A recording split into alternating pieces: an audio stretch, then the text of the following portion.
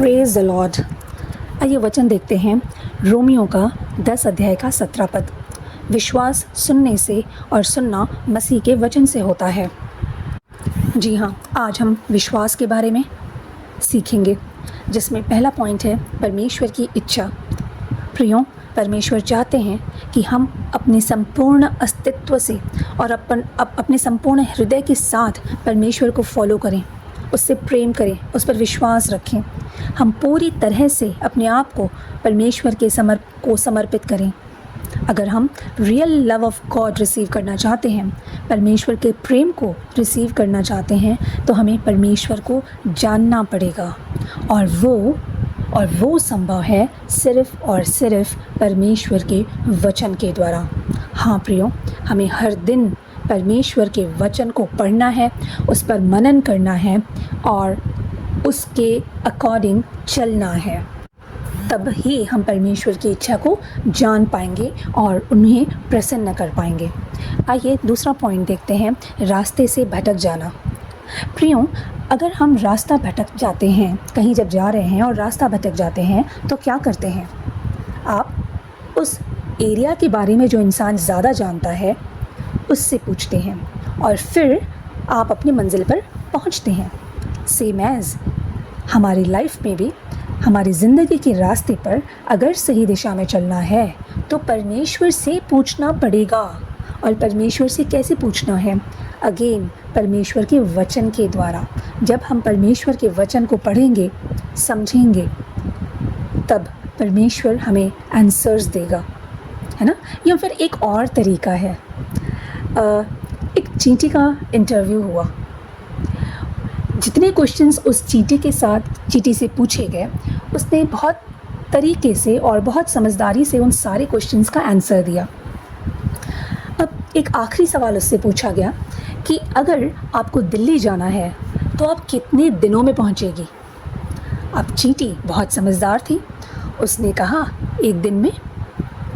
तो सब हैरान हो गए और उन्होंने कहा कैसे?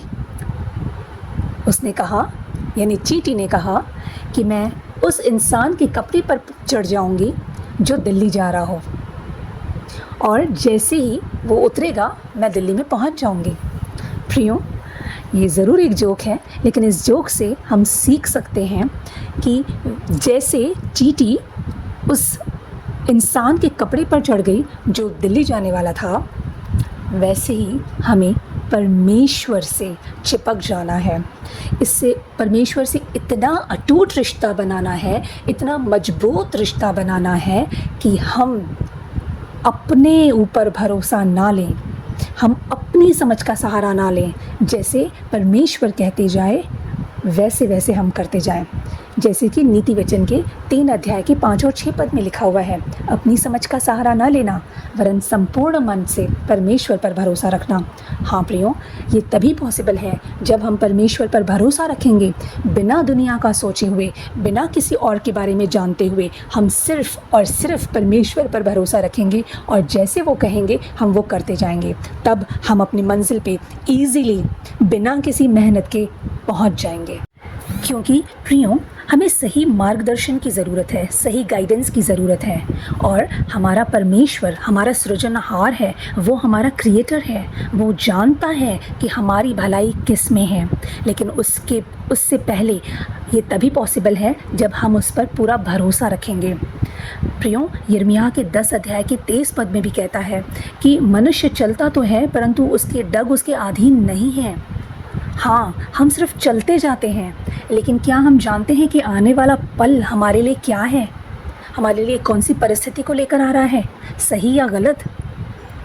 प्रियों, हम नहीं जानते कि आने वाले पल में या आने वाले दिनों में क्या होने वाला है, लेकिन हमारा परमेश्वर जानता है कि हमारी भलाई किस में है। हो सकता है कि उस वक्त हमें वो कार्य सही ना लगे या वो रास्ता हमें सही ना लगे, लेकिन अगर हम परमेश्वर पर भरोसा रखेंगे तो हम उसी के अकॉर्डिंग चलेंगे और वो आफ्टर ऑल हमारी भलाई ही होगी। क्योंकि परमेश्वर ही है जो हमें बुद्धि देते हैं, हमें समझ देते हैं, तब जब हम उस पर भरोसा करते हैं। भजन संहिता के 32 चैप्टर के 8th वर्स में भी लिखा है कि परमेश्वर ने खुद कहा है कि मैं तुम्हें बुद्धि दूंगा और जिस मार्ग में तुम्हें चलना है मैं तुम्हारी अगुवाई करूंगा। तुम पर कृपा दृष्टि रखूँगा और सम्मति दिया करूँगा। हाँ प्रियो, परमेश्वर हमें बुद्धि देगा, हमें समझ देगा, हमारे विजन को क्लियर करेगा ताकि हम उसके अकॉर्डिंग करते जाएं, चलते जाएं और अपनी मंजिल पर पहुँचें। और ये कैसे पॉसिबल है? अगेन परमेश्वर के वचन के द्वारा। भजन संहिता के 119 चैप्टर की 105 वर्स में भी लिखा है कि परमेश्वर का वचन हमारे लिए हमारे पैरों के लिए दिया है और मार्ग का उजियाला है। जी हाँ प्रियो, हर कार्य करने से पहले हमें परमेश्वर के साथ एक अटूट रिश्ता बनाना है। परमेश्वर की वचन को पढ़ना है, मनन करना है और उसके अकॉर्डिंग चलना है बिना शक शुबा के। और नेक्स्ट पॉइंट है, हर कार्य करने से पहले हमें पहला स्थान प्रभु को देना है। जैसे हम जिसको मेडिटेट करते हैं वो एक्टिवेट हो जाता है। अगर हम कुछ पॉजिटिव थॉट्स हमारे माइंड में आते हैं तो आसपास पॉजिटिव एनवायरनमेंट हो जाता है, हम हैप्पी फील करते हैं। और अगर कोई नेगेटिव थॉट्स हमारे अंदर आते हैं तो हर कार्य में हमें कुछ ना कुछ नेगेटिव दिखने लगता है और हम निराश होते हैं, उदास हो जाते हैं। इसलिए हमें अपने माइंड की प्रोग्रामिंग करने की ज़रूरत है। हर रोज़ जब हम सुबह उठते हैं तो हमें अपने आसपास पॉजिटिविटी को फैलाना है, पॉजिटिव थॉट्स अपने अंदर लाना है, अपने आप को हर दिन ब्लेस करना है। कैसे? आइए कुछ एग्जांपल्स मैं आपके सामने देती हूँ कि अपने आप से कहें, प्रभु यीशु मसीह के नाम से मैं आज़ाद हूँ। प्रभु यीशु मसीह के नाम से मैं जैवन से भी बढ़कर हूँ। प्रभु यीशु मसीह के नाम से मैं स्वस्थ हूँ। प्रभु यीशु मसीह के नाम से मैं खूबसूरत हूँ। मसीह का स्वभाव मेरे अंदर है। मुझ में मेरा कुछ नहीं, सब कुछ प्रभु यीशु मसीह का है और कोई भी शैतान मुझ पर राज नहीं कर सकता क्योंकि मैं यीशु मसीह की बेटी हूँ या बेटा हूँ। प्रियो, याकूब के 2 अध्याय के 26 पद में भी लिखा है कि विश्वास कर्म बिना मरा हुआ है। हमें कुछ कर्म करना पड़ेगा, हमें कुछ अंगीकार करने पड़ेंगे। हर दिन अपने आप को ब्लेस करना होगा यीशु मसीह के नाम से। जैसे हर दिन हम पॉजिटिव अंगीकार करते जाएंगे वैसे ही हमारे जीवन में पॉजिटिव चेंजेस भी आने लगेंगे। Thank you.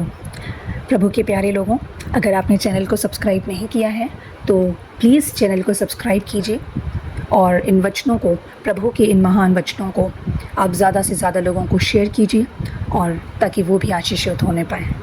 Praise the Lord.